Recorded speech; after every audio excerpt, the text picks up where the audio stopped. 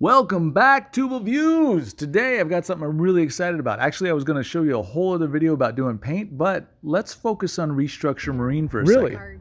Yeah, it looks like it's got a facelift.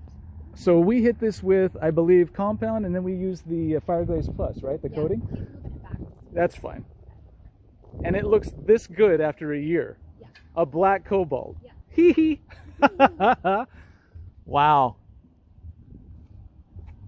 Yeah, that does look really good. So we're just doing the interior this year. Yeah. Awesome. It's almost like that guy that told you all about fire glaze might not have been lying about it. That's cool. And was it easy to clean off, like scum line, the water line, all that stuff? Okay, great. Yep. We got to get the brake actuator. Nope, I think you got it. I thought I turned it off. I'm not a good back rubber. That's I'm okay. really good about going forward and hooking it up. You did great just to get it here. Other people's strengths. I feel you. Yeah. Yeah. So, Well, she looks great. yeah. There you go. That's a happy customer and a very happy boat. And she didn't do any spray, wipe.